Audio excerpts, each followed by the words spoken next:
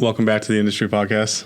Got Jason from Down from Auburn here, a friend of mine and an advocate for off-road. Yep. Thanks for coming all the way up here. Yeah, I appreciate it. I'm excited. Was it 2.5 hour drive?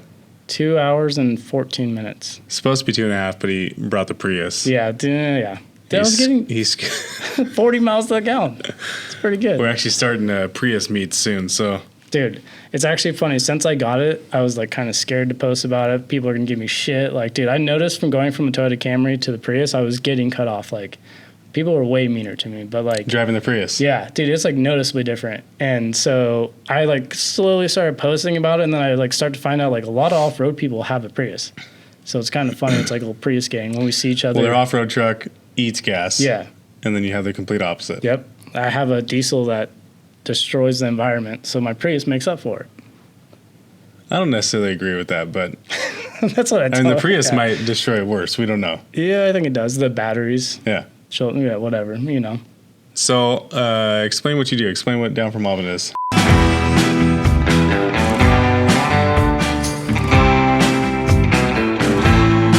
So, like, Down from Auburn, it like started as this like little page that we started. Like, we were going off-roading, had nowhere to post photos. Like, this is like when Instagram was just coming around. When did you start the page? So, like, Down from Auburn probably started like 2000s, but we started to like slowly start like taking photos and doing stuff. And it was kind of like me and my buddy Chris were just like hanging out, and we're like, dude, what do we do? Like, we go off-roading, we take all these photos, but we don't do anything with them. What do we do? So we like played around with the idea, down 4, like off-road, and then I said down 2 mob, and he said no, it should be down 4 mobbing, and then that kind of stayed there, and then we made an Instagram page, and then fast forward to COVID. COVID kind of gave me the ability to like take some time to do like to build the website, because I like got laid off like most people, so it gave me the ability to kind of build a website. And then that was kind of a turning point, I think, because then everyone was just like super stoked on like the off, because no one had anything to do, right? Everyone's kind of sitting at home. They have all this money, so they're trying to spend money, and that was like kind of where all this money is the stimulus checks. Yeah, you're raking it in. Yeah, we're all paying for it now, but yeah, so that's kind of like where Down from Auburn is just kind of a place. It's evolved for sure. Like, now I'm starting to try to do more events from just doing like apparel. So now, because I like, as the business grows, I'm changing direction. Like, I like to do, and like we all hang out together. You see Down from Auburn as we're really spiraling here. It sounds like it's like, I guess what I'm saying is like, there's so many changing parts of Down for Mobbing now that's like starting to shape, right? So like we started out as like just a page to post like photos and videos, then COVID, and then we started doing clothing, and then that kind of took off, and then we kind of started to just like do meets, and it's like building brand awareness is I think why I started the meets, and then it turned into like a place to meet people. And that's kind of like what I want. Like, I like to educate people to be able to like, to just show non-off-roaders what the off-road industry is like. And it's kind of from what I've seen, it's been an organic kind of molding into this organization or however you want to group it up, you know, but I think it's becoming a name in the industry, like, hey, as a group of friends, like that's why I hear when I think of Down from Auburn, just a group of buddies that's out there in the desert, doing their thing, wearing the merch. Like, it's a cool name for it too. It's got a good spin to it. Yeah, like it's funny to see like older people, they'll come by and like, down for what? And I have to kind of explain it to them. It's like mobbing, like don't look it up in the dictionary. It means down for off-roading. So like that was a question I want to ask people is like, when you look at Down for Mobbing, what do you see it as? Like, what is Down for Mobbing to you? So like in my eyes, what I want it to be is like a place to hang out, a place that everyone can like go and like share their stories and share truck ideas.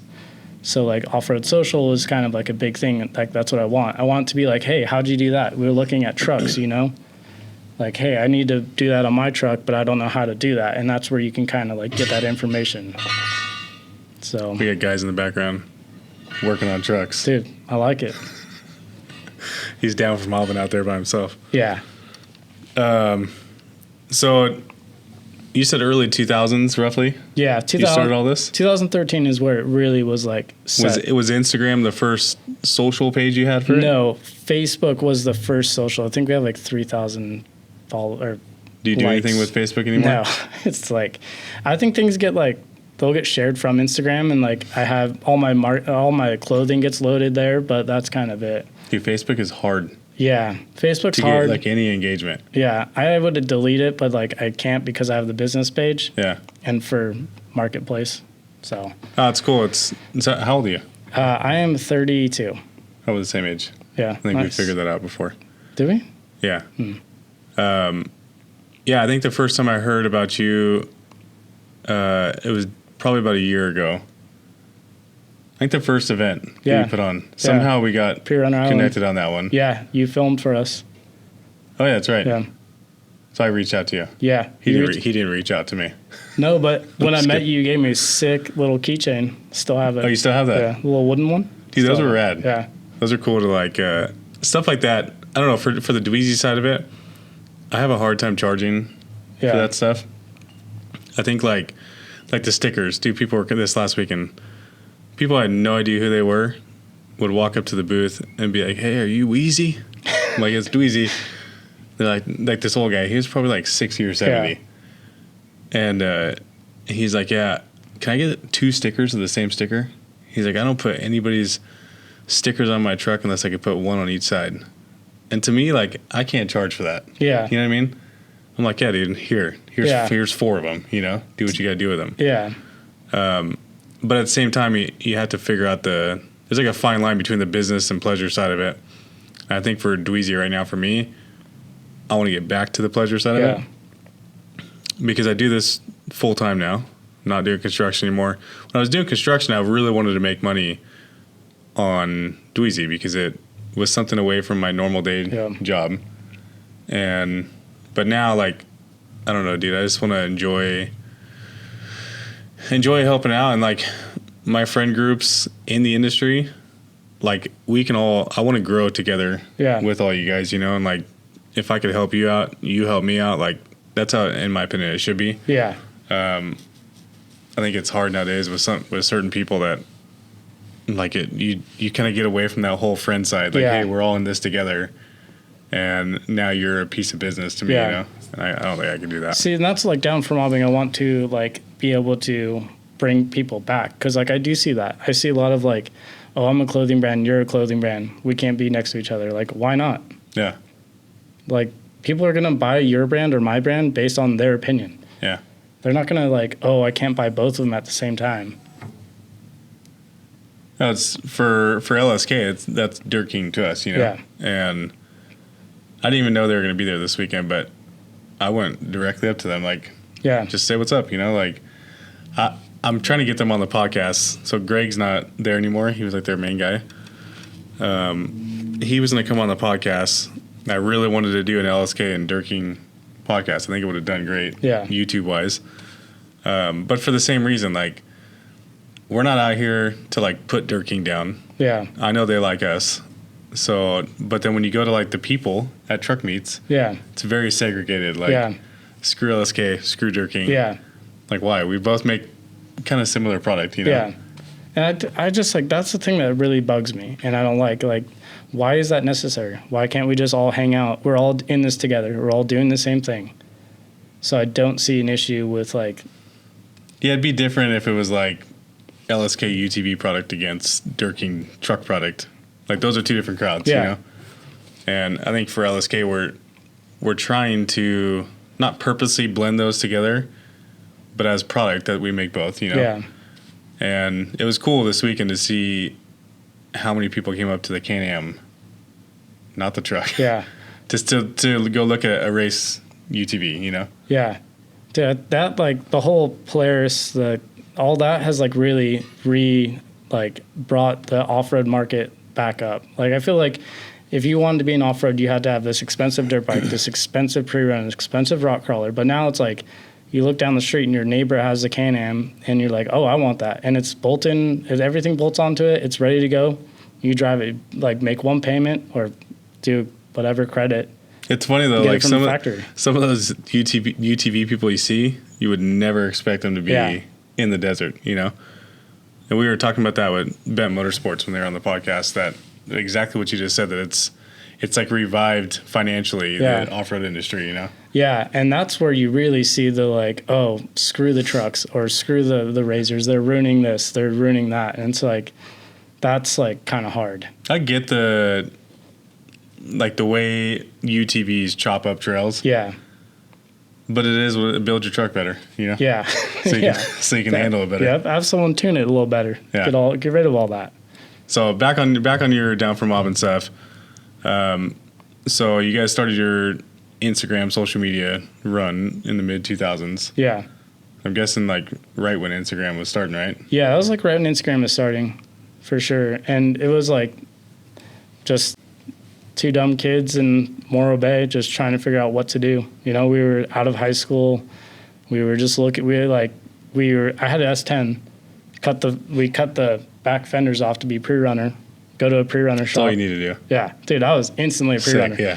So I go to like a well-known fab shop there, and I'm like, oh, I want to long travel my truck, and they're like, no, buy a Ford Ranger and come back. I was like devastated.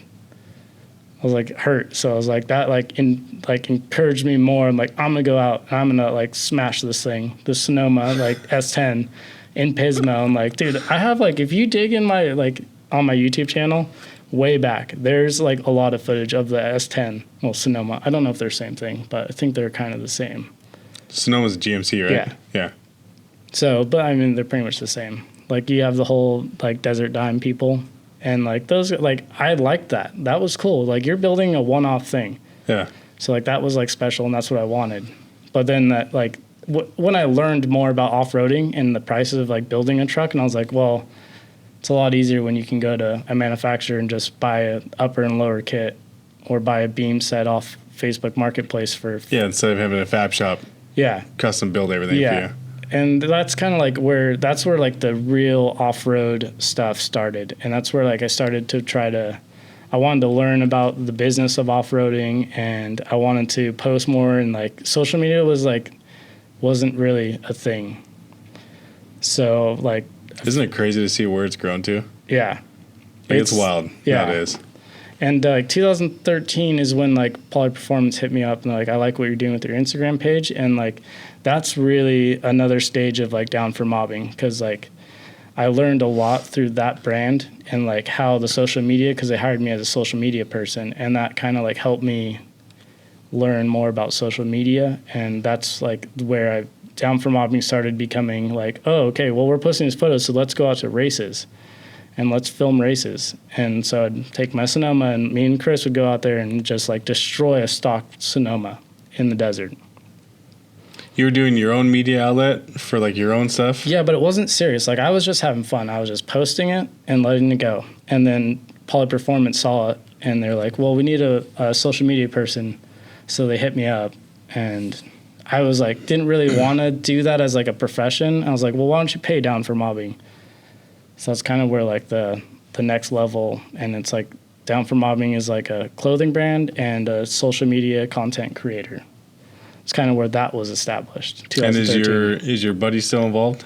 Yeah, he's just a big family guy now, and like I'm 95% the brand, and then he comes to the like all the events, because like I do most of the events by myself, and it's not fun to do an event by yourself and be behind a booth for like 8 hours. But he like I know. He's a lot of like the back end decisions.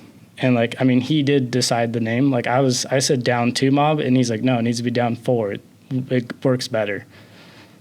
It's catchy. Yeah, and it's definitely catchy. And you get the people that don't know it, and they come up to the booth and they talk about it all the time. They're like, Down for Mob, I like that. That's pretty good. I'm like, here's a sticker. Yeah. No, it's crazy, dude. I had no idea you guys were started that long ago. Yeah, like Down for Mobbing was always just this like place to post stuff. And then like COVID is really where like I was like, dude, we need to like shoot it out and just like do something with it. And like it's just like sitting at like that's how we organically built the followers, like we were talking about earlier. And it's just like, so there was a time that or Instagram, like, remember when they were like, well, we're going to do a swipe of all the robots on people's accounts, and it like plummeted accounts? Yeah. I forget what year that was. It was like 2015. They should probably do it again. Yeah. And that would be interesting to see like some pages. Well, they like the check mark thing. They've done some stuff that's kind of washed out social media a bit.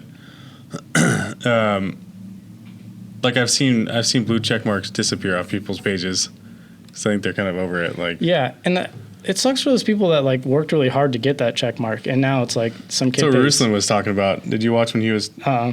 So he was talking. He had like 2 weeks where he was talking a lot about social media and how it's changed and how like he went from a ton of engagement to no engagement. Yeah. And then all of a sudden, I think Instagram did it on purpose. Like they, for the most part, leveled a bunch of people. Yeah. Shadow banning. And then brought up this blue check mark, which was like enticing people to like, okay, well, if I have that, maybe I'll get back up to where it was, you know?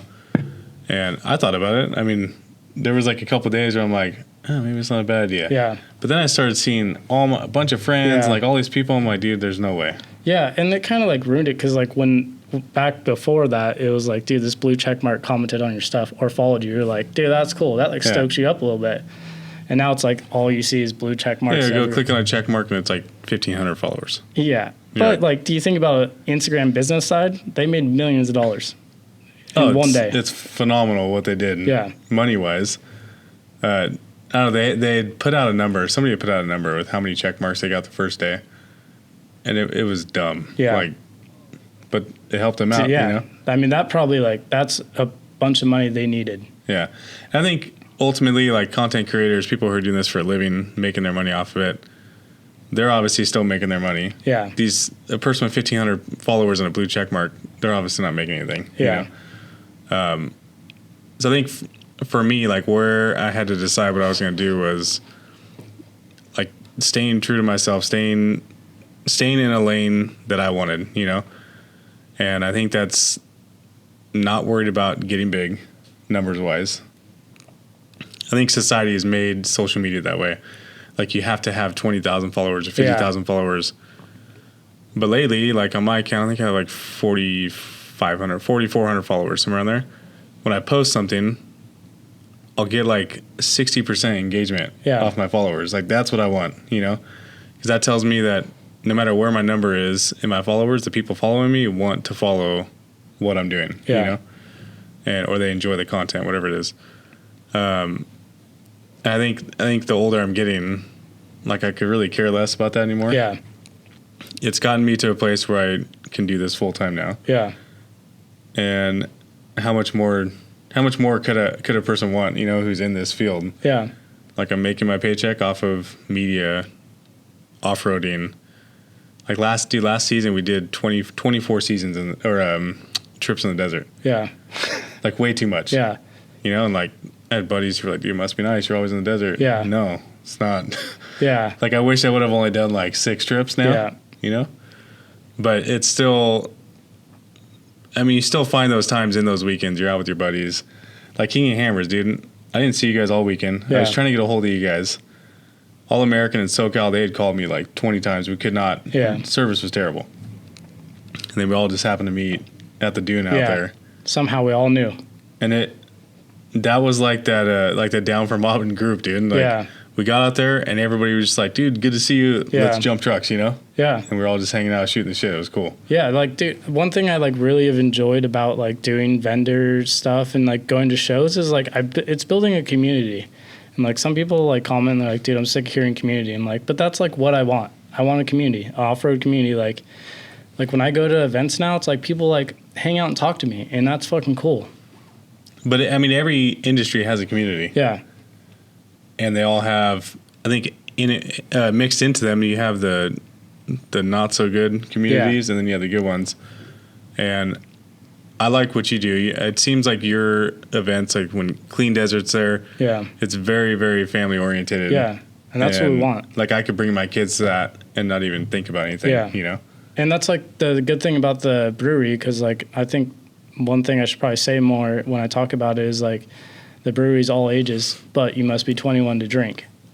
So my first concern when they like offered to allow us there, it was like, well, not everyone's gonna be allowed because it's a brewery, right? But they were like, no, it's not a big deal. Just need to be 21 to drink.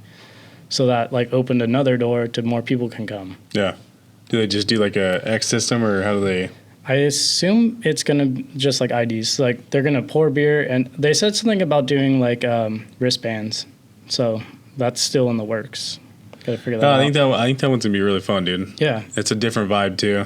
It's at night, right? Yeah, it'll be 5 to 9 o'clock. We're playing around with the idea of doing a movie at the end of it, so that would be like really cool.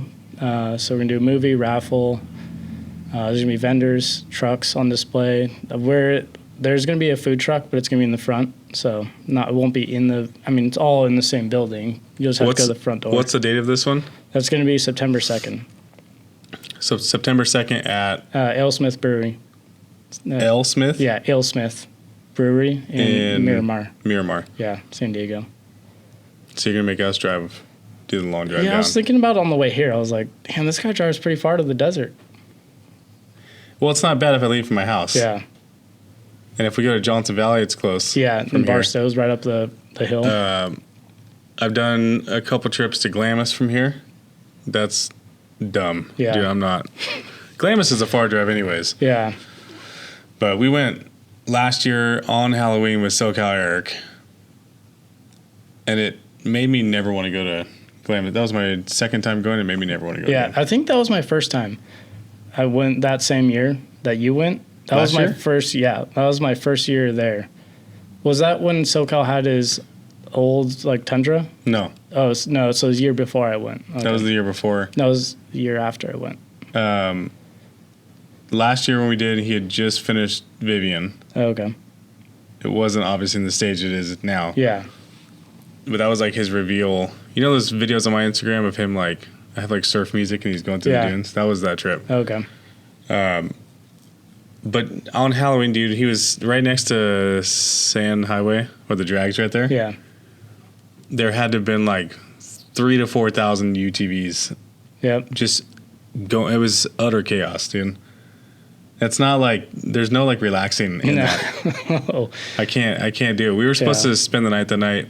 We were supposed to film all night, hang out with them, spend the night, and then go to the Ocotillo the next day. We'd just flown in from Hawaii that same morning. So we flew into Ontario, drove straight from Ontario to Glamis, and then stayed there for like 3 hours. His truck broke. There's puking oil everywhere. Then we drove straight to Ocotillo, and then passed out. Dude, I was like, there's too much going on. Yeah. Dude, and that's like when I was in Morro Bay in like Los Osos area up north, like what you're saying about Glamis is far. Like when I was up there, it was a 5-hour drive to Barstow. It was a 7-hour drive one way to Glamis. So I was like, dude, I need to get closer. Because like, dude, the closer to the desert, yeah, like that's, and then like everything kind of lined up and we were able to move to San Diego, and it's just like being that close to the industry is so nice, and not having to drive like super far. Where is Morro Bay? Morro Bay is next to Pismo Beach, probably like 20 minutes from Pismo Beach. We were supposed to go there this next weekend. Yeah, it's nice. Is it worth it? Yeah, dude, it's really nice. She like so badly wants to go. Yeah. We were trying to, we were set to go, and then she started looking for spots. Yeah. They're like booked up every weekend. Yeah, dude, all of California State Park booked. It's pretty crazy. Like it's in the off season. Yeah, but or is there not an off season there? There's really not an off season. It's a very like touristy place. You have like all the Fresno people that go down because it's close, and then you have all the like LA people that come up. It's like that area is like the halfway point between San Francisco and LA. And it's just like there's so much stuff to do. If you go during the winter, like dude, the hills are green. It's like it's such an awesome place. So did you used to take your Ranger out there? Yeah, to Pismo Beach. Yeah, that was like so when I had the Sonoma, that's where a lot of like my driving came from, like driving in the dunes, and that's why like it's funny you see like the guys come from down here, they go to Pismo and instantly get stuck. Like that place was like my backyard. I learned a lot of things like when you're in the sand, you always park on a downhill slope all those guys are parking at like an uphill slope and then getting stuck. Yeah. So there's like a lot of like that place is like, it's not like Glamis where it's like open.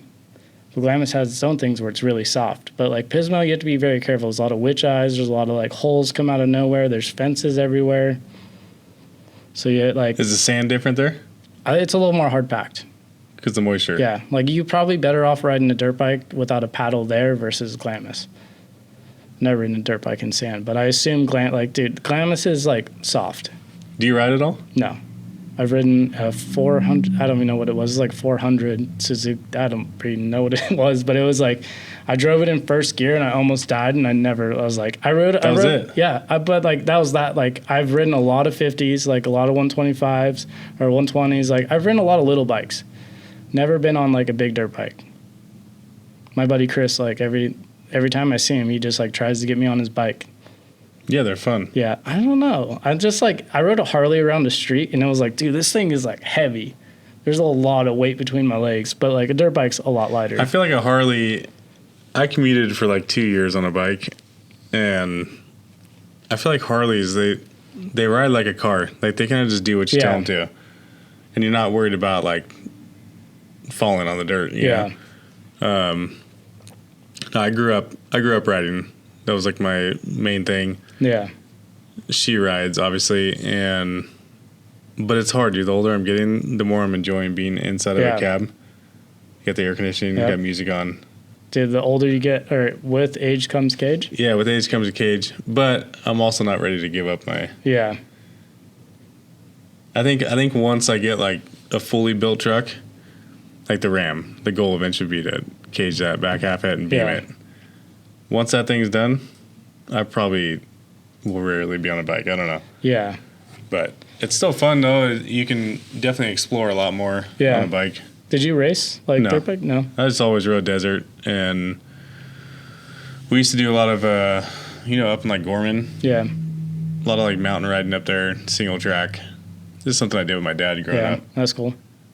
And I don't know. It's not that Ocotillo is definitely a lot different than what I grew up doing, but it's fun. I have a blast out there. Yeah. I think it's so congested nowadays. That's the hard part for me. Like, I don't like being on a track because there's too much going on. Yeah. When I was a kid, I felt like you could ride anywhere in the desert. Yeah. And it was wide open. And now, like, there's certain weekends where it's just traffic everywhere, and you're kind of like fending for your life out there. You know? Dude, that's like King of the Hammers. Like King of the Hammers is an event I go every like 5 years, just because like, dude, it's so crazy, and like, you have to do what we were doing. We were going like way back to the sand dunes where no one was at. That like a lot of people don't know about that spot, but like that's more enjoyable to me than being in the chaos of King of the Hammers. Like, I really enjoy like Glamis is kind of the same way where you have to really be careful because there's vehicles coming in every direction. Like, dude, like I learned that you have to like in Glamis, you have to like you kind of park with your lights on so people can see you, because like people don't see you sometimes and they'll just like. It's sketchy coming up on some of those dunes. Yeah. You'll be coming this way, but it's like a blind. You can't see the other side coming, and there'll be like 20 razors coming at you. And then what are you supposed to do? Is park on the side of the hill right there? Yeah, and then that's like the hard decision too, because you have to also make the like, I'm in sand, I can't just stop. So you like, I've had that that happened to me before where there's a bunch of cars coming and I'm like, I have nowhere to go, so I had to stop, and then I'm stuck in a bowl, and no one around, just because these people couldn't take their time or slow down. Yeah, I don't know, dude. I don't know if Glamis will ever be. I need to go on a bike to experience it. I want to go in like the middle of a week. Yeah, I think those are like the ideal times. Middle of the week where there's nothing going on, and go explore the place. Yeah. But I mean, most of the people that I know that go out there, they've been going out there for 20 years, you know? Yeah. So they know it very well. Yeah. I think like the beginning of the season is pretty good. That's when like SoCal goes out a lot, I think. Yeah. Seems to always, there's no one around. Yeah, he does like October, November. He does his couple trips. And then like right around New Year's, that's when he starts in like Superstition. Yeah. Ocotillo. Superstition's cool. Last year was the first time I've ever been out there. Yeah. And I actually really enjoyed it. Yeah, that was a good time. It was really cool riding up there. Yeah. There's like, Ocotillo to me is more like dirt bike. It's like, I think it's like more dirt bike trails. Superstition's like more go fast, I think. Yeah. Have you ever been to the other side of the highway in Ocotillo? Other side of the highway? I don't think so. Like, you know where the airport is? No, I haven't been there. You haven't been to the airport? No, I didn't know there's an airport. It's like the main. You know where the sand dune is in Ocotillo? Do you know Ocotillo at all? I know like Devil's Slide, like the basics. Devil's Slide is pretty far in there. Okay, so there's like one little row of like the mechanic shop and. Don't even know where that's at. Okay. when you enter into Ocotillo, yeah. Like if you're coming from your side, you'll enter into Ocotillo and you probably turn like right around the dune right there, and then you'll go out to Devil's Slide. But if you pass that a little bit, there's like a mechanic shop and an airport right there. If you go out the other side, it's like wide open desert out there. It's like the more fast paced stuff. And it doesn't get used that much, so it's a lot smoother. So like when we went out with Terra Crew for their Ocotillo takeover, we all went to that side, and that's where like Wilkie was doing all the guys were doing all their jumps. We obviously went to Devil's Slide, but even the Rangers out there, they tried to pop us out there. Yeah. Before we even got started. It was like 9 o'clock in the morning. They were waiting at the road where Terra Crew told people to wait. Yeah. I guess you can't do anything anymore. Gee, well, I mean, looks like an event. They can bring a lot of people. Yeah. They did the same thing in Pismo. They would like pretty much shut down Pismo Beach, and then all the like Rangers would pop us. Yeah, it sucks though. Yeah. It sucks because I think for the most part, when you like the bigger groups, if you have like Parsons, Wilkie, all these guys out there, you have a bunch of professional drivers who are probably a lot more safe than the majority of people that are out there all the time. I think last season we did a pretty good job at like organizing how we were doing that stuff out there. But I guess it gets a little sketchy. You have all these people that they notice the trucks from Instagram. Yeah. And all of a sudden you have 200-300 people walking around the jump trying to film this stuff, you know. Yep. But so you have a Prerunner. Yes. 93 Ford Ranger. Did you buy it stock? So I bought it. I bought it from a guy named Ryan in Taft, California. It was caged. It had cage, had beams, coilovers in the front. I don't think the bypasses were on there. It was like some Leaf. I think it was 60. It was a link killer kit in the back, and fully caged front to rear. I bought it immediately. Like pulled the motor in it, put a newer Ford Ranger motor back in it. It was a really cool truck. It had AC, had heater. It was like super simple. Like it would do 3 wheels because of the link kit it had, or because of the leaf spring kit it had. But it was like a really, like I would drive it to work, drive it home, drive it to the beach, drive it home. And then like it's slowly, as a Prerunner is, you just like slowly start building it, and like something breaks and then you upgrade it. Like I went through 3 motors in that truck.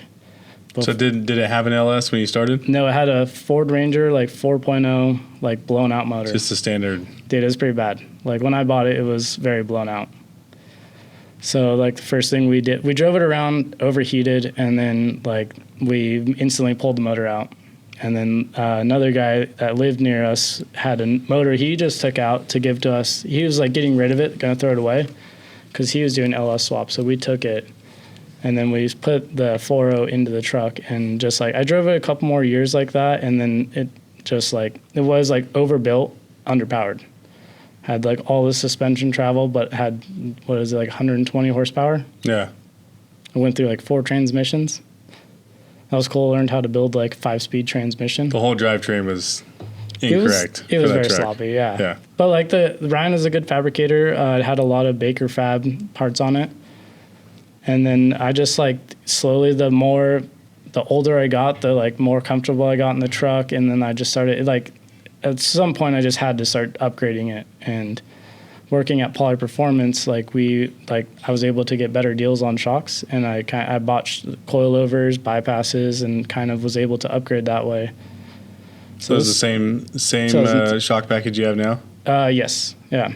This is 2013. Things were a lot cheaper then. Yeah. So, and then I just slowly, the only thing that's left on the truck from back then is the cage. Some of the cages, like pretty much the cab, some of the engine bay to like the quarter half of the back half. Everything's, that's all the same. And like I've redid the tires, the wheels, went to links. The beams are still the same. I just got race hubs, so that'll be exciting. It's a big snowball. That's a new thing. Have you taken in the dirt yet with them or no? No, they're sitting in a cabinet in my garage. So it's they will be ready for this. So it's going to be like it's probably going to be like a $30,000 like snowball, probably more. Want to do Are you going to be able to use it this winter? I'll probably wait till next. I'm probably going to honestly, like, the thing that I messed up on when I was building my LS swap is I just pulled the motor, didn't have a motor. And then that right there alone puts you out a lot of time. Yeah. And that forces you to kind of spend money you don't have, you know? So that's a lesson that I learned, that I'm gonna like, I have these parts, and I'm gonna collect everything I need is gonna be collected, and then once I have everything, I'll start the swap. How do you patiently do that? You know. Yeah, I'm not one to just sit on stuff. It's so hard. Like, I feel like for our truck, I'm probably gonna wait until. I mean, it's like a catch-22. Like, I want to say, like, I'll wait till I have the money. Yeah. But do you ever have the money unless you just start it, you know? You eat peanut butter and jelly sandwiches, lunch, dinner, every day? And we don't really eat anything anyways, yeah. so. You're already on the head start. Yeah. We haven't had carbs or sugar in, like, 4 months. Some Gatorade in there, you're good. Yeah. So, like, I'm able to do that because I learned the hard way. I was 2013. I'm 22. I can't remember. But I'm just so young, you know, and I'm out of high school, and like, so I have a credit card, and I'm like, dude, I'm just going to buy these parts. And just like that got pretty expensive. And that's like where I learned that, like, you can't do that. You need to like buy stuff, put it aside, and just wait. That's where I learned this like motto that I have. It's like, dude, be patient, learn to like enjoy the process, and buy things once. Cause like I bought parts, cheap parts, they break. You buy the same cheap parts, they break. And now you're spending twice as much money. Yeah, it's hard not to be impulse. I think today's society teaches us the opposite of that, you know? Just credit, get everything now. Yeah. But I agree. If you have cheap stuff, like our truck for me, it's just a bolt-on kit. Yeah. But I drive it like I want to be in a cage truck, you know? Yeah. And I think it ends up costing you more money. Yeah. Because you're constantly breaking stuff, trying to fix it, break it, fix it, break it, fix it. And it gets a little overwhelming. Yeah, it definitely does. And that's where, like, when that happens, that's where people are like, screw this, I'm over it. And they sell it. Yeah. It's when someone buys someone else's problem. Yeah. And that's I think that's where dirt bikes still hold that value in my head. Because there's not much to them. That would make sense, yeah. You can beat them up. You can go over just about anything. But it's not the same. Yeah. It's not the same. It's also like a Can-Am. Dude, you smash it all day, all weekend, park it in your garage. Until you break a ball joint. Yeah. Well, that's when you call someone that has good parts. Dude, the UTV world. Yeah. We were talking about it, maybe getting a Pro R or something at some point, because they all race. Yeah. So I think it'd be fun to like join a circuit of races and just try it, you know, for a season. Just experience stuff. I think I'm getting to that point where I want to experience more stuff in the off-road industry. Yeah. Like maybe it's because of the filming side of it. Like you just see the same thing over and over and over again. Yeah. At some point, I'm like, hey, I'd like to get into one of those. Yeah. And see what they can do. I can talk crap on them all day long. Yeah. But until you get in, like I see Harrison. Yeah. He smashes in that thing, dude. The first race I saw him, I think he beat everybody by like 18 minutes or something. Wow. His first race. But he was in a Pro R, stock Pro R. Yeah, that's crazy. Just handling business. And he broke a diff on that race and still won. What race was that? District 38 out in Placer City. Okay. It's rough out there. Yeah. They should bring trucks back. I didn't even know they used to race. I think the MDR used to go out there. I could be wrong, but I'm pretty sure. I think it'd be cool to do more of like that Terror Crew race at King of Hammers. Yeah. More stuff like that. That's like tangible for just the garage build guy to be able to go out. Yeah, and that's like cool what Terra Crew is doing, because like I think that's a more sustainable way for them, because like when you're saying you go to Pismo, or I always said that, but like when they go places, they kind of like they get shut down because there's too many people. So like when they can contain it into like an arena, yeah, and they can drive on the course, like that's a lot better. Speed Metal. Yeah, that was a good event. I didn't go there. Did you go? No. I wish I would have gone there. I saw like a lot of content from that. I think that was probably really good for them. I wish I would have gone to bring. How do I say this without being a dick? To bring more of like a professional style content. Yeah. I think there was a lot of cell phone footage. Yeah. And guys like All American racing his little car. Yeah. Like, where's the full lap of that thing? Yeah. You know, or there was a lot of shots on that big jump they had. And then Fern, I haven't seen one video of his truck in that thing. No, I didn't either. I was talking to Black Hat, and he said they were so busy trying to run that event. Yeah. Like midway through the event, it like went off in their brain. They're like, we have nothing going on media wise. Yeah. And for a media outlet in the off-road industry, it's hard. I mean, how do you run all that and organize it? I mean, I think at that point they kind of can like rely on the people that are coming up, but it's hard because like Instagram has this like it's hard to film like normal shots now because like it's not vertical. Yeah, you have to turn your camera. Yeah, but like, what if you want to do like a YouTube video?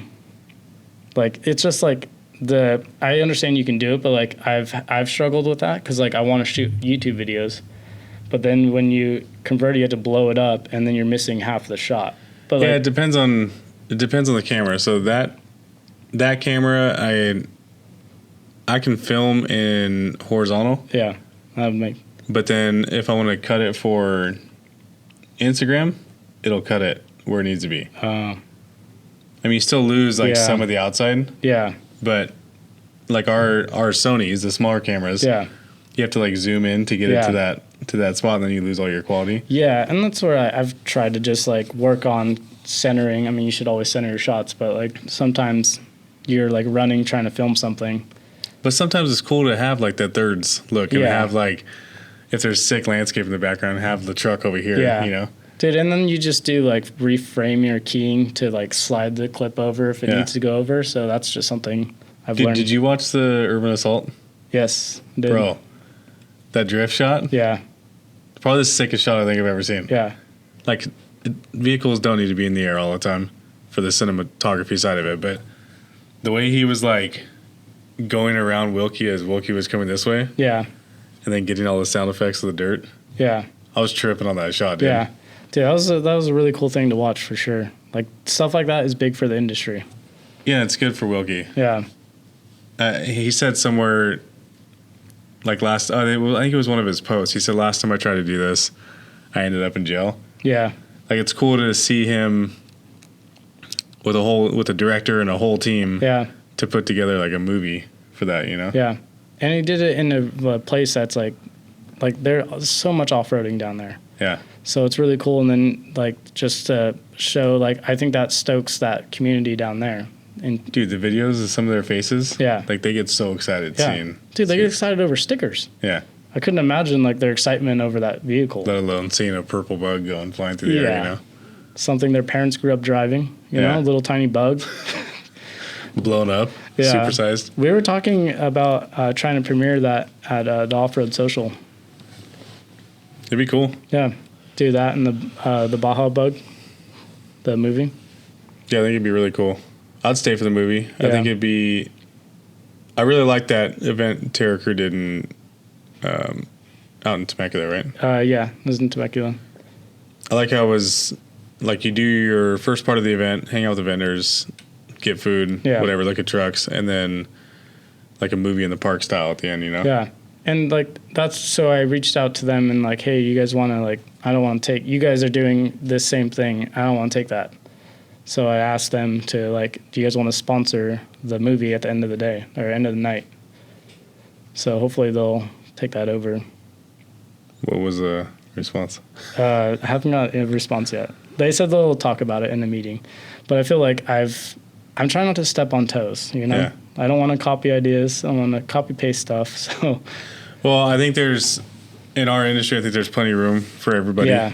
I mean, the only way I can relate is like on the film side. Yeah. There's so many other filmers out there, amazing filmers, and guys starting out. I mean, it's at both sides of the spectrum. I think there's so much room in between that. Yeah. You have Terror Crew, obviously, mad respect for them. Yeah. They've grown like crazy in this industry, made a huge name for themselves. You see their stickers on. Dude, I saw 3 on the way here. 99% of pre-runners, you see them, you know? And then you have guys just starting out their off-road brands. Yeah. I mean, every single person who's up here had to get there somewhere. Yeah. Somehow, you know, and I think in SoCal it is a little difficult to find. I mean, we're so restricted to what we can do out here, you know.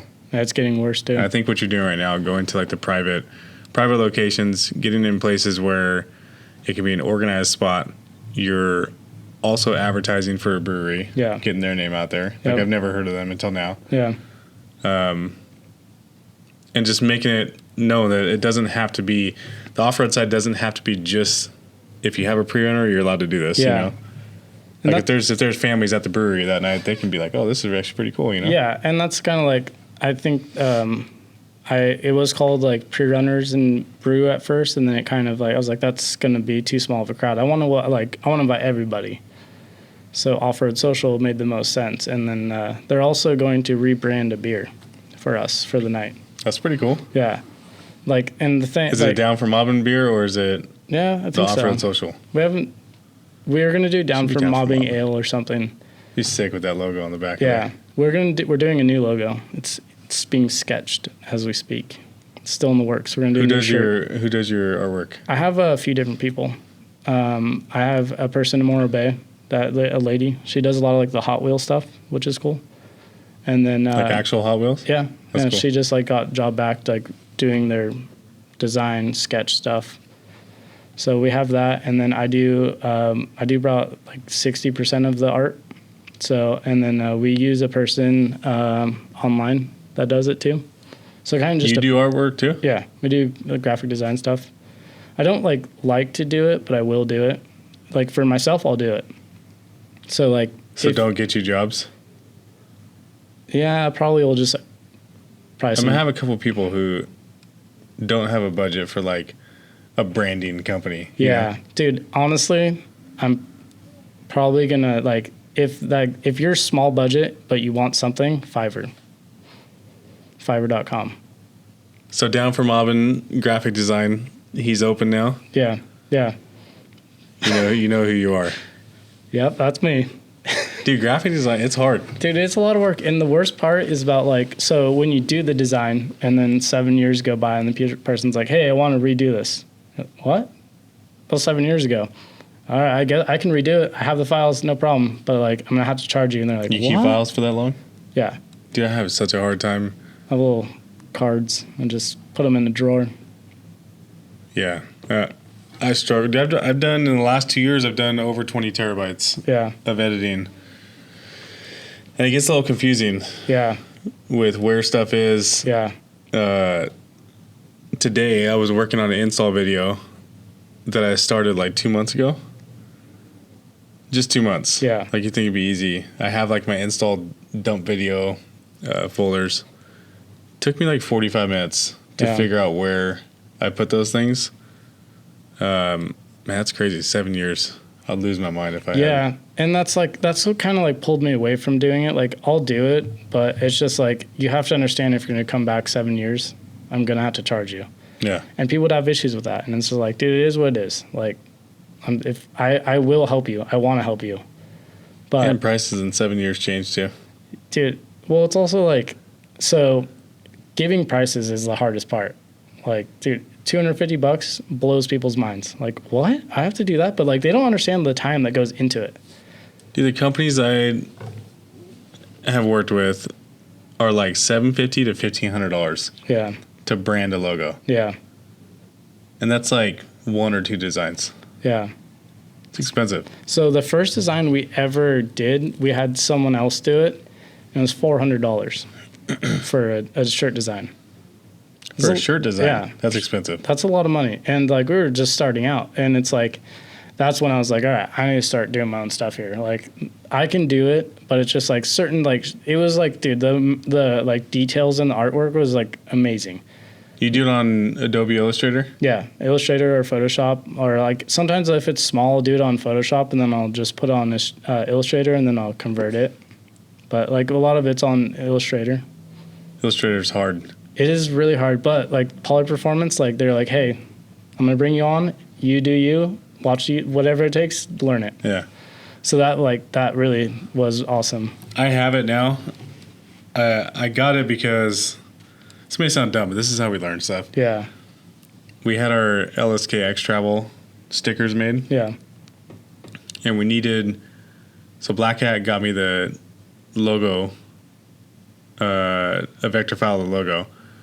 And for the renderings we were doing for the website, I needed the color to be different. Yeah. Because it didn't really show up on it. So I'm like, all right, cool. I had Illustrator on there. Never had opened it up. So I'm like, all right, cool. I'll just put it in there and change the color real quick. No. Yeah. I dropped the logo in there, the file, and I couldn't go past that. I could not do anything. Yeah. Then I figured out you had to like unlock stuff in the logo, and then I just started YouTubing. It took like an hour and a half, 2 hours before I could change the color. Yeah.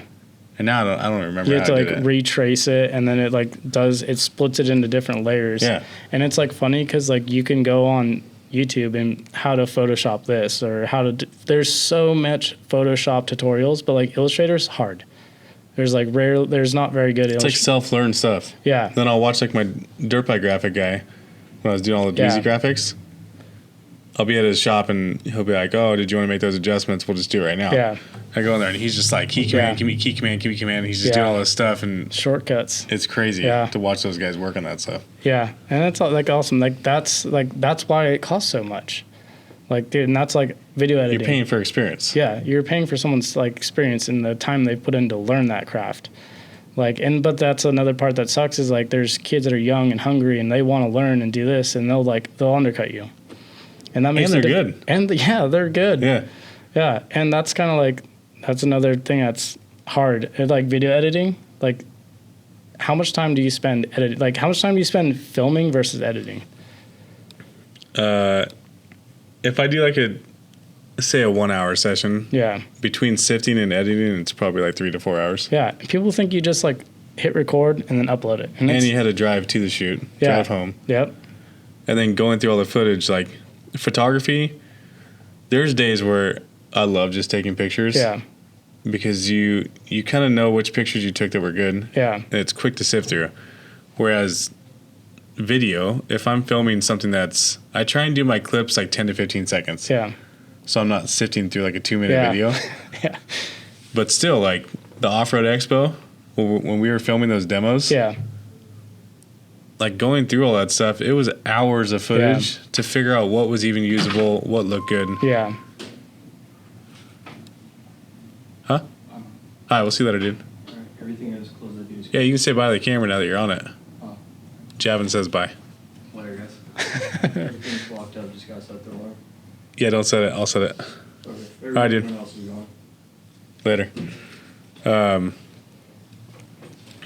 No, it's time consuming. And same thing, when you give, I know on the video side, if somebody asks you like, hey, how much for an edit? Yeah.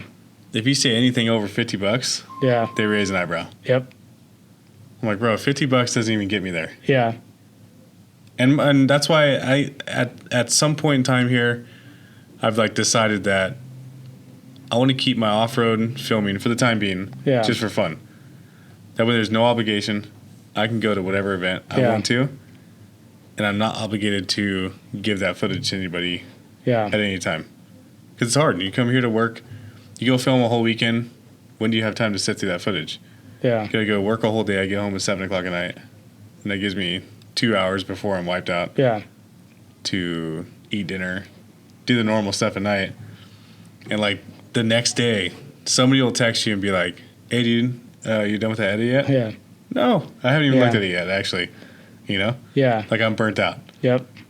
Dude, I've done that same thing where I'll just like put the camera away where it goes, and then I'll just like, I'll be back to it in a little bit. And there's no point in editing anything if your brain's on it. You know? Yeah, dude. And that's like, you have to like, if you do like just like, I mean, some people can do that, but like I've done that and I just like lose my creative, like my want to do it. Yeah. So like you have to really time it out. And it's like you said before, like it turns into a job instead of a fun thing to do. You know, like if like when I was prepping trophy trucks, and it was like I spent so much time like prepping and getting it nice and perfect, and I know like in my head I'm like, it's gonna go out for one day and just get destroyed, and I'm gonna have to do this all over again. And then it's like, it's a job. Yeah, people walk by and are like, dude, oh my god, it must be nice to be able to work in a trophy truck shop. And it's like, dude, you don't understand the hours that I put in. And then at the race you get minimal sleep and no food, and when something breaks, it needs to be fixed yesterday, and it's your fault. Yeah. When it's like not really your fault. Like, dude, doing short course racing is even worse. That was a fun job, but like, dude, it was like minimal sleep, like 3 hours of sleep and then 12 hour, like, dude, insane hours working to fix stuff. So work wise, obviously you don't do that now. No. So in the past you were doing, you were working for a team? So in the past, yeah, Racer Services. I was working for them. How long did you do that? Did that for 3 years. And then how long have you been at your current job now? So I've been there for almost 2 years. You work at SeaWorld. Yeah. I went from prepping trophy trucks to feeding dolphins. I don't feed dolphins, but that's what I always said. I work on roller coasters. Have you ever fed a dolphin over there? No, I did not. Do they even take you? Yeah, you can like kind of go into those places, but they'll yell at you. You can like get a little closer than people, but this like it's a little different. They're like kind of, you have to kind of stay back. You're allowed in certain areas for sure. Like we got keys to all of it, but you can't like physically touch them. Yeah.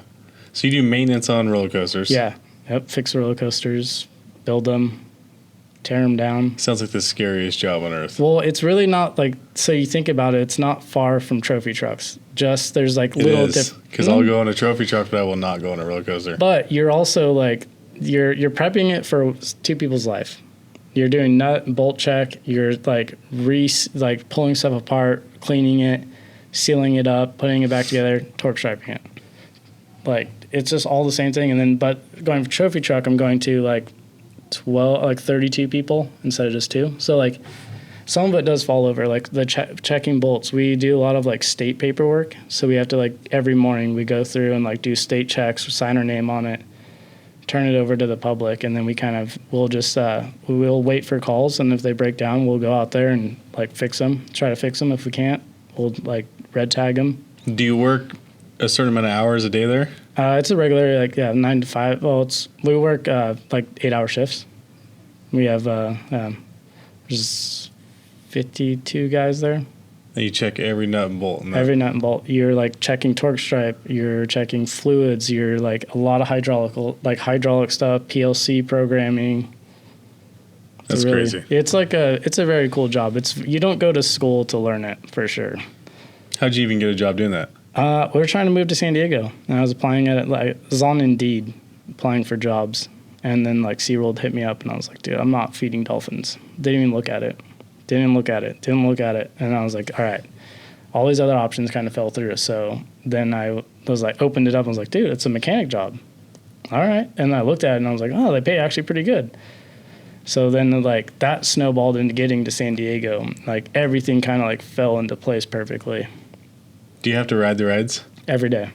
I'm a professional roller coaster rider every day. Yeah. So rides don't really faze you? They did at first, honestly, they did. Because that's part of the requirement is to like ride them, go up on heights. Like you hang off like super tall stuff with like fall protection on. You like with the fall protection, you go through the entire roller coaster. Like how does that? It depends. So like there's certain stages of they call them like downtime. You're supposed to check a certain percentage of the ride. It's all like state decided and like manufacturer decided. But like yeah, we'll like. Every morning you go through the whole entire track, but certain year, like there'll be like there's like a 6 month, a month, like a yearly, like there's like certain schedules for everything, and we check certain things in those scheduled times. So like some years you're like fully stripped down a train. Some years you just check certain parts that the manufacturer tells you to check. What happens if something breaks on? Dude, like one thing I learned that I think that changed my like thought on roller coasters was there's like 7, because this is mainly California, there's 7 other things holding that one wheel on. You know, Final Destination, where the nut comes undone and it flies off and the whole train falls off. Like there's like a C-clip, there's a locking nut, there's like another nut, and then everything's like kind of tapered, and it takes force to get it out.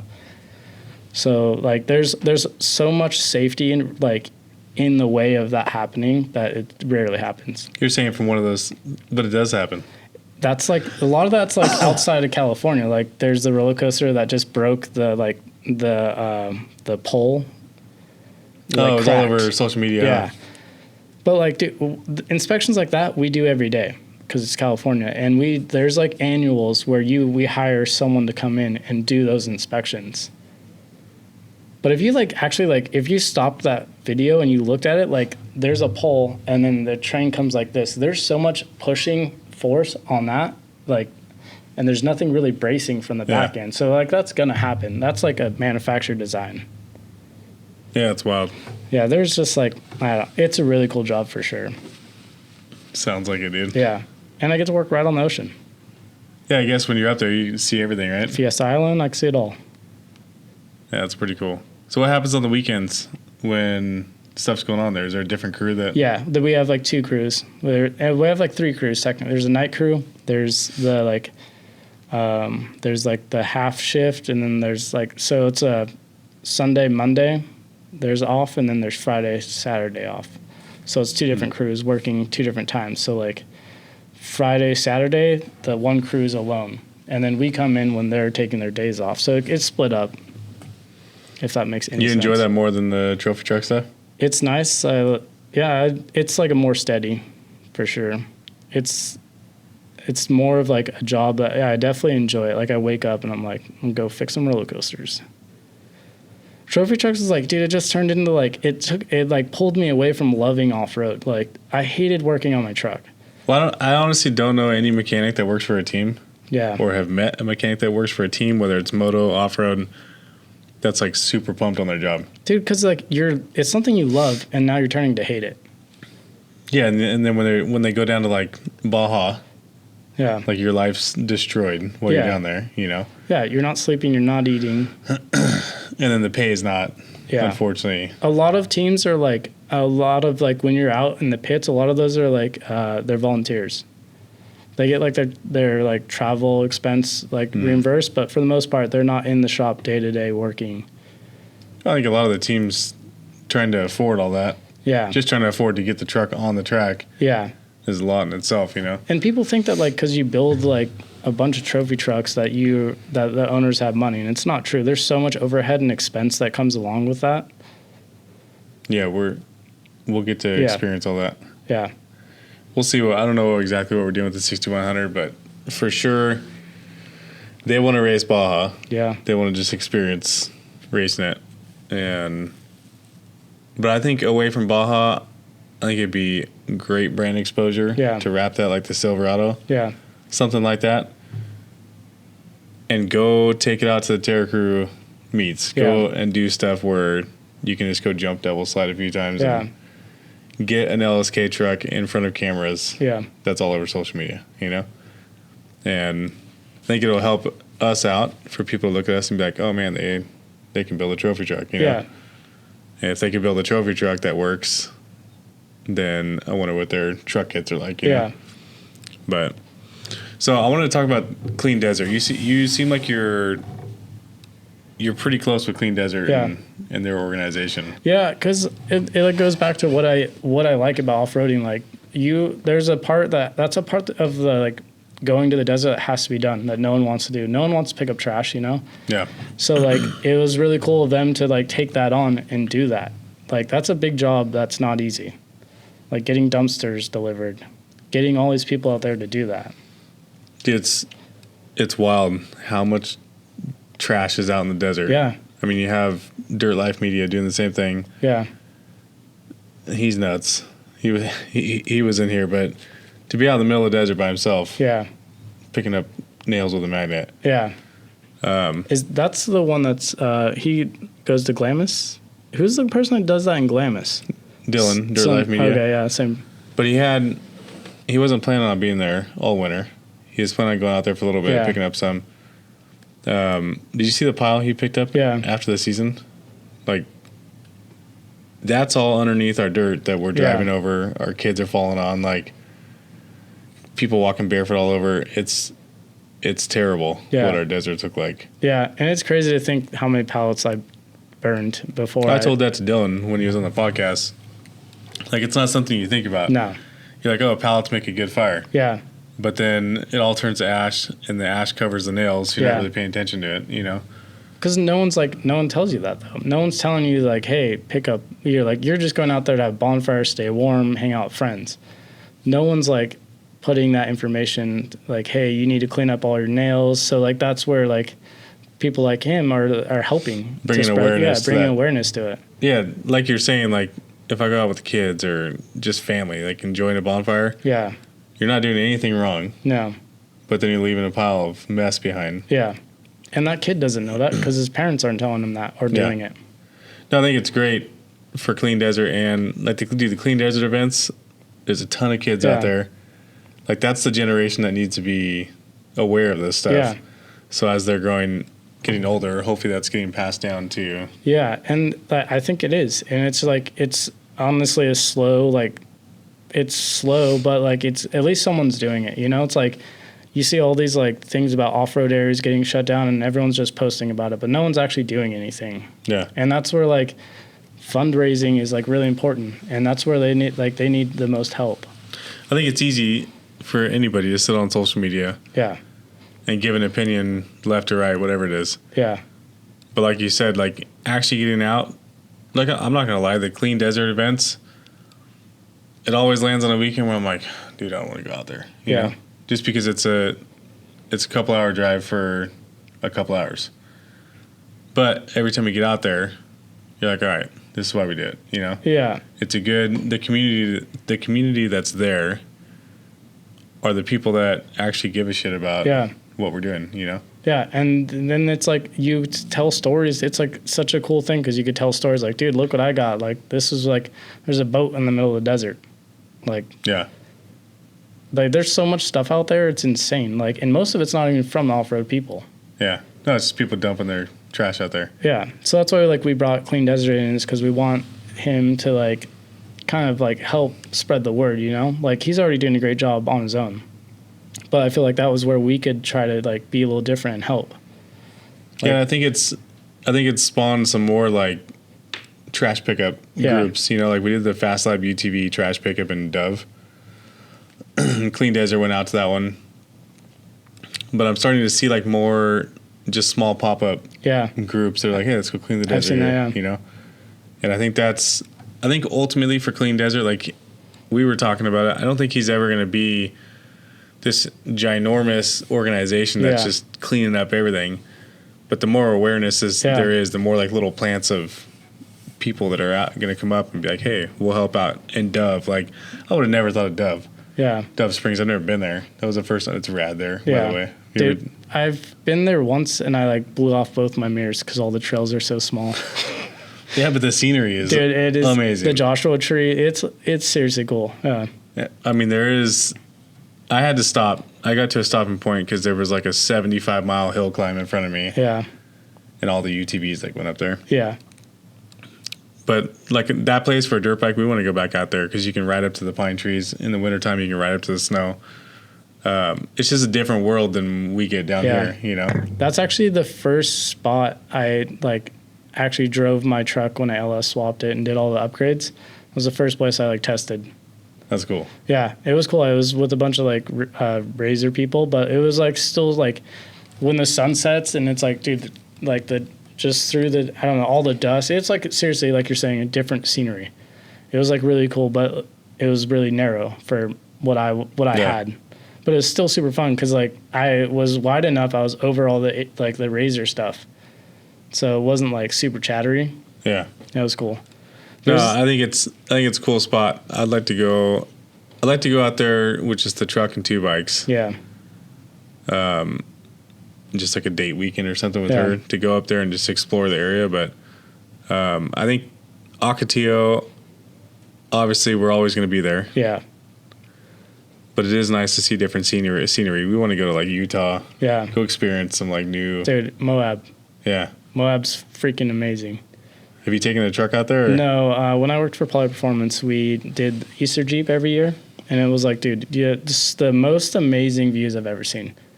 Such cool scenery. Like the people are really nice there. And it's such a good time. Have you seen the pink coral sand dunes or coral pink sand dunes? No. So there was some videos on TikTok, your favorite platform, this last winter, and there were sand dunes covered in snow.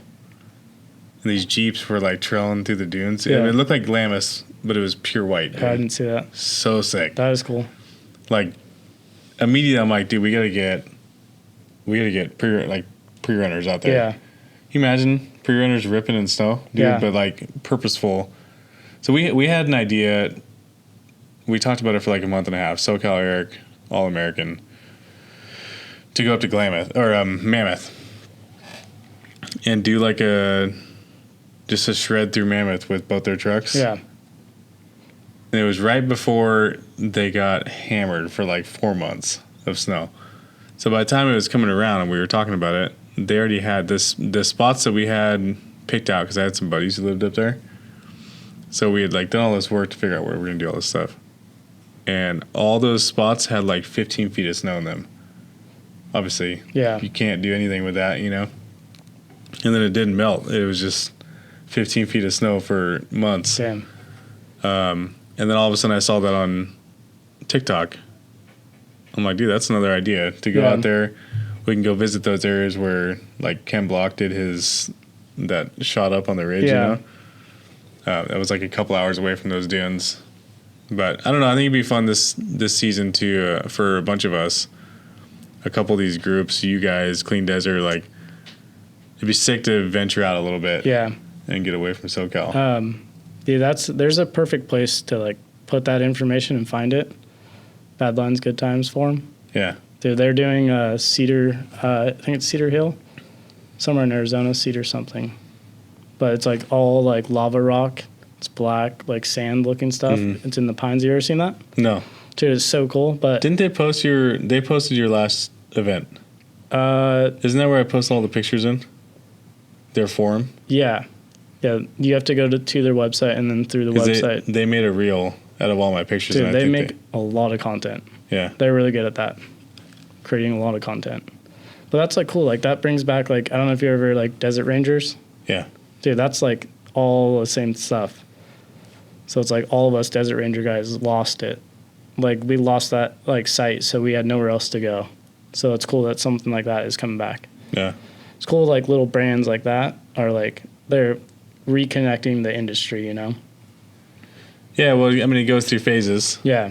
It goes through phases, and I think people get used to the new phase, and then they want the old stuff back. Yeah. Social media. I talk about social media a lot. Unfortunately, that's what today's society is. But, like, I think we've talked about it, the creativity in social media has disappeared. Yeah.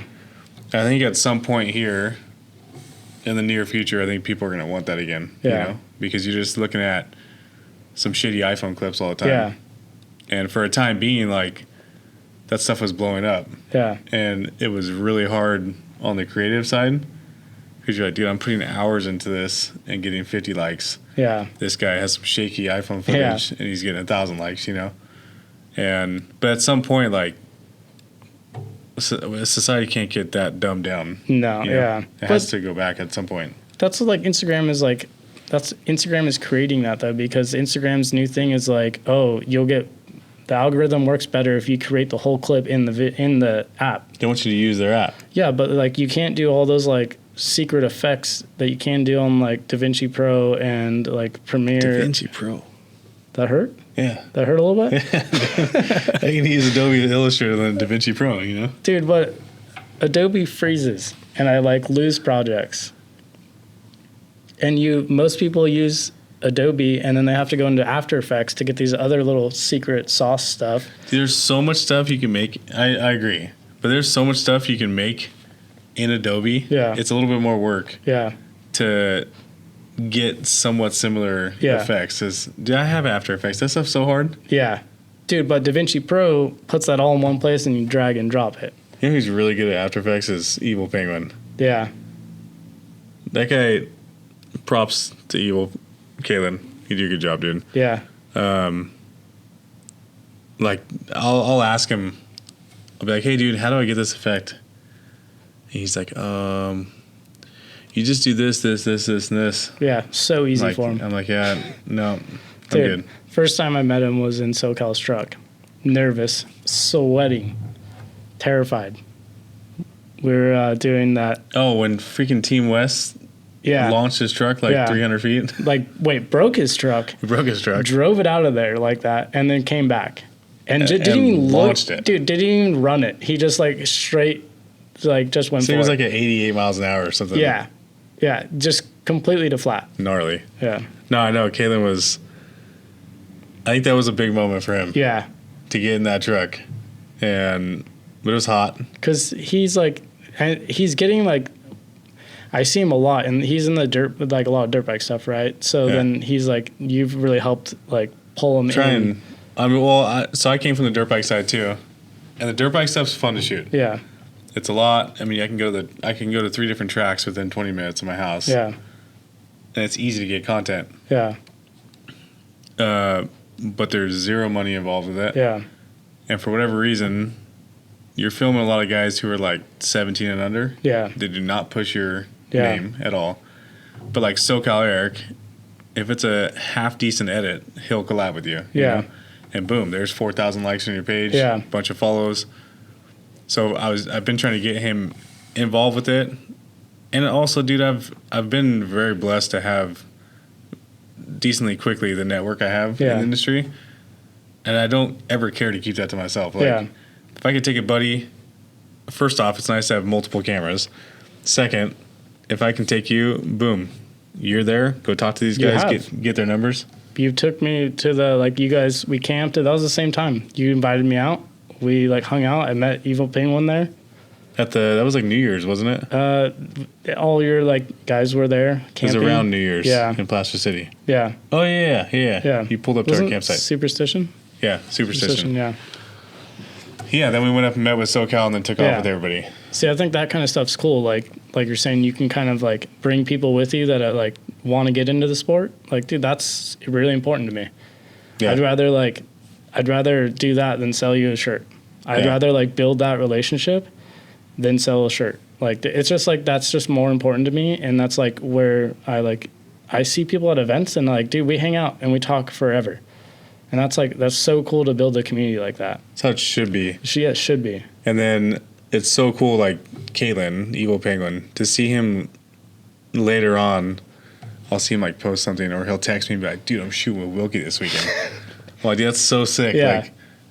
That's rad that he's following through with pursuing those people, you know? Yeah. I wouldn't ever want that stuff for myself. Yeah. Especially Wilkie. He's got his whole film crew. Yeah.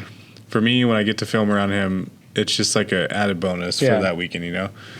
And I can never lock down my time to give somebody 100% of my time, you know? So, yeah, to bring all these guys in, it's another good dude to bring in the industry. Yeah. Nicest guy. He brings a very car style edit to truck stuff, which I would never think of. Yeah. I probably will never do because it's not my style. But it gives something different, you know? Yeah. And he's not a drone guy. I love that he's not a drone guy. I like drone guys, but sometimes it's too much. Yeah. Dude, it's cool for opening shots and getting the whole picture in a shot and then going back to detailed stuff. Yeah. You see that Johnson Valley edit I did for X Travel? I think so, yeah. It was a drone shot that opened it up, just looking over the whole valley, and it just went right into car footage. To me, just a couple accent shots. Yeah. or if you're really good, do some FPV, like flying near the car, like toss some edits like that in there. But I think there's a weird niche in that too that's kind of taken some ground filmer creativity away. Yeah. You know, I feel like we're getting obsolete, dude. Yeah, and like there's people that will do your job for free. Yeah. To build their portfolio, and they'll like, it's already established, but they're like, well, I'm getting likes and follows, so I'm gonna continue. And it's like, I mean, I did it for free for a long time too. You have to get it somehow. Yeah. But I feel like it's moto or any sport. Like once you start getting older, you start looking at the younger guys. You're like, man, this guy's catching up quick. You know. Yeah, and the younger guys don't need the money, or like they're not paying for kids. Yeah, they don't have all these bills that we were collecting as you get older. Yeah. Or trying to get camera equipment. Dude, yeah. Going anything above A6300 Sony camera is like expensive. Like the A3s or whatever. Dude, it's crazy. Yeah. I'm trying to get Blackmagic 8K. That's like my goal right now. You know who makes those? Who? DaVinci Pro. No, they don't, dude. Dude, their whole system is Blackmagic. The like editing process, like the whole like. Google Guess I can't get it. Blackmagic now. Google it. I actually have nothing against DaVinci Pro. I've never used it. Dude, it's funny because like I follow a lot of like content creators on like YouTube and social media, and like everyone switched over, and I was like, did you switch over? Yeah, I did switch over. How was the switch? Dude, everyone complained about how hard it was. It was really easy for me because like I was like losing a lot of like content. Like I would make this thing and then save it and come back and it's gone. Like, dude, and I'm very particular how I like file my things. Everything's organized. Everything's easy to find. And like, this switch was super simple for me. Like there's like my keys I've had to like figure out how to do key stuff, which is like taking longer. But like in Adobe, I was like, I had all my shortcuts already, but like the program like crashing mid, like, and it wasn't saved. It was like upsetting. So yeah, the switch is worth it for me. I've done quite a few edits. The worst ones for me is when I'm doing like promo stuff for a company. Yeah.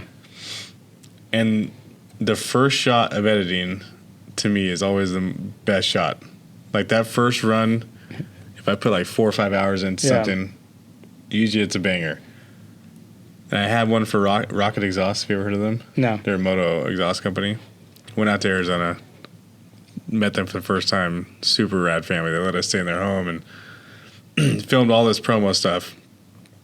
Came home, boom, got right to work on it. I think I was like 7 or 8 hours into this edit, almost done with it. I was like in like closing piece of this, boom, gone. Yep. And I like had a mini heart attack, pulled it back up, none of it was there. And like to start that over, like you're so mentally out of it at that point. Like I couldn't even remember. You can't remember like some of the effects you're doing. I mean, there's nothing to look at, you know. Yeah. I don't know. It's probably worth it. I see stuff on YouTube all the time, guys. Switching. It's like I think Adobe's starting to push out new updates, and like, it's because everyone's switching. So I mean, they should do more updates. But like DaVinci Pro is free, and you get the Pro version, and it's a few more little drop-ins that you don't have in the free version.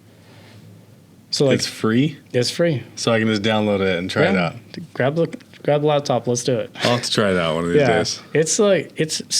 I had the same problem. Like I was filming a video for a gym, and like, dude, it was complete. It was a YouTube video. Like it was a lot of work, and I saved it, and it crashed.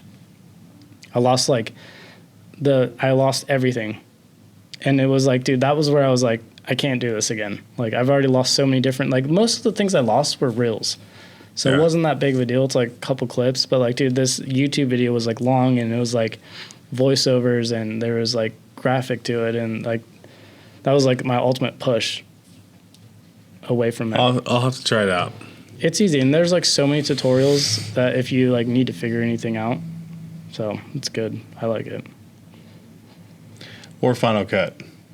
Final Cut to me is more of like a vlog. I see a lot of vloggers using that. But that's like kind of like iMovie though to me. Yeah. Like that's what I'm saying. It's more cut and paste of what you're doing. But like so, like to get real detailed in like the stuff that Evil Penguin's doing, like that's like, I don't think you can do that kind of stuff in that program. because it's really like you're doing a lot of keyframing, and then most of that is kind of also going to be like camera shake and camera like swiping away or like kind of movement you're doing live. So that's why and it has all those options if you didn't do that in DaVinci. So it's just hard, dude. After going a few years on one program and learning it, and still, I feel like I could learn for 20 more years on that program. You know? Yeah. So you're always going to learn something new. I'm so like amateur in Adobe, but where I was 3 years ago, I feel like a pro, you know? Yeah, DaVinci's difficult on the like color editing side. Like, dude, it's like going from like a Canon camera that does everything for you to a Sony that you have to manually do everything. As when it comes to like editing colors in DaVinci, because like it's like a legit, like it's meant for their Blackmagic like control pads and stuff. Big Blackmagic guy now. No, I am. Oh yeah, dude. I don't even have one, but I will be. Yeah, I feel like dude, the picture is amazing on those things. Yeah, I think that's a good step for sure. I think that's where I want to go. Like moving into this next year with off-road filming, it needs to be taken up a notch. Yeah. At my level. Yeah. Like not like director's level. Yeah. Like these bigger movies, but I feel like social media wise, as a whole group, we could do a better job. Yeah. Film by Will is amazing. Dude, unbelievable. His stuff is like, he's like take Kalen times 100. Yeah. And that's what you get, you know? Yeah. He's moved up pretty quick. So it's cool. It's cool. We have so many resources off-road wise in our small area. Like between off-road groups, filmers, drivers. Yeah. Like it legit is like the mecca of off-road down here. Yeah, it really is. Like Corona to El Cajon. There's so much off-road like creation and content and like everything. So many people like when you're in Corona, you go to like this way, it's Car Tech. Go that way, it's like Harman. And like dude, there's so many like shops and stuff. And like when I was doing trophy truck stuff, I was able to like really meet those people. Yeah. And that was like awesome to try to like I'm meeting like very popular people, and it was like super like cool to learn that. And that's like I want to pull people with me. Like, come on, let's go meet this guy, you know? Like, yeah, I think like if you go back east more, get out of California, like we take for granted what we get out here. Like we can go hang out with Wilkie, and to us we're like, yeah, whatever. Yeah, it's cool. But he's a cool guy. He's a friend. Yeah, you know. Whereas people like in like Florida, who might be following Wilkie, he's like this celebrity they will never see, you know? And I'm super thankful for what we get to do out here. It sucks. We complain about like getting shut down, but I think that's going to be anywhere you go to a point, you know, unless you're like in South Carolina where nobody sees you. Yeah. We love South Carolina. Love them. Yeah. All right. So you have a YouTube or anything? You're just doing? Yeah. Down for mobbing.